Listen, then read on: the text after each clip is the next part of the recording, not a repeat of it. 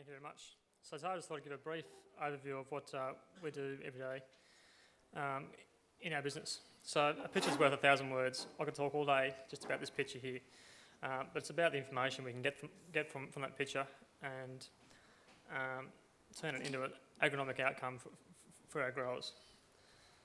Whether it's a nice image of the Darling Downs or broadacre crops around Moree. It's all about sensors and what the right sensor is for the right job. UAVs are a tool to put sensors on, whether it's visible light, sensors for capturing visible light, near infrared, or many of the other types of sensors.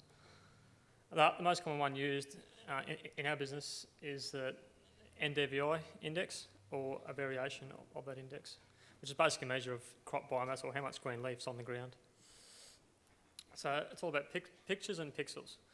UAVs giving us the ability to capture very small pixel size on the ground down to 1.5 centimetres, but up to typically a metre, and satellites anywhere from 250 metres to 10. So in our business, we've been using satellite imagery for quite some time for identifying general variation across our paddocks. But of recent, we've been using them for identifying resistant weeds that are resistant to chemicals that we use every day. And it's leaving, we're starting to find big patches across our paddocks where the herbicide's not working. And then we can take these images and turn them into vertebrate maps. And but satellites have got their advantages and disadvantages. Unmanned aerial vehicles or drones have got the same objective as satellites, but we can use them on demand. We can use them whenever we want, give or take the weather conditions. And they've all got similar sensors. It's a high data resolution with a high amount of actually data as well behind that. It's a new and innovative technology, as we all know, and there's a lot of new and different use patterns for these drones.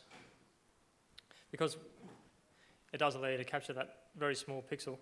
It's a lot of data and there's a lot of information in those pictures, which I'll go through in a second.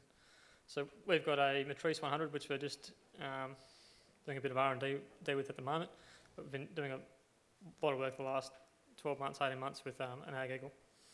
So this is just one of the pictures we've been able to, well, one of the fields we've imaged, and there's several things going on in this picture. And it's all about being able to capture that variability for a start.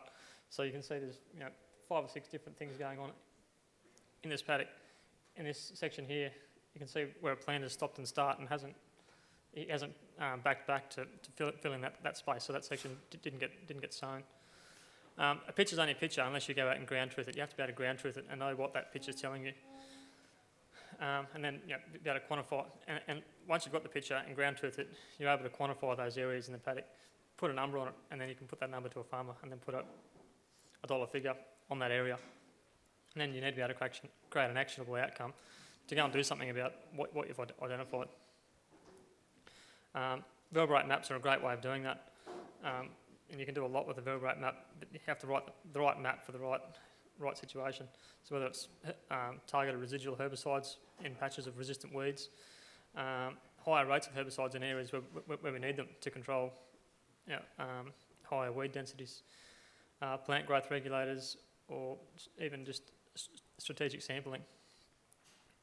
There's no point tramping across the whole paddock if you can walk to 3 spots that are representative of the whole paddock. So imagery, whether it be UAV or satellite, gives us that type of insight.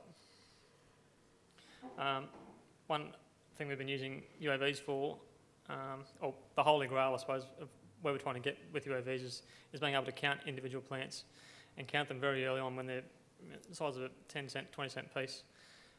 Because having an even plant stem, particularly in cotton crops, generally leads to higher yield outcomes.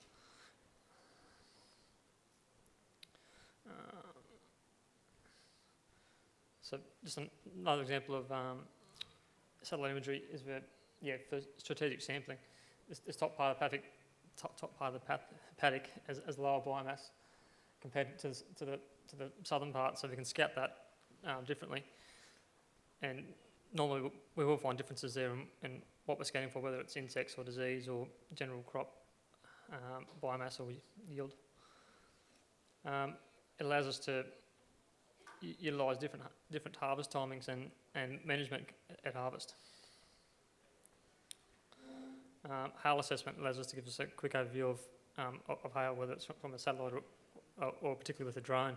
You can fly across a hail-affected section of a paddock or the whole paddock and get a hectare figure of the area that's been affected. Now, with UAVs, with the use of UAV, we're actually able to identify in this particular paddock. The grower knew he had pig damage, but he didn't know how bad it was. So I was able to segregate out the areas visually and put a hectare figure on that and work out that it was about 5 hectares of this field that was damaged. But that equated to about $25,000 worth of damage, and that was done within 2 or 3 days.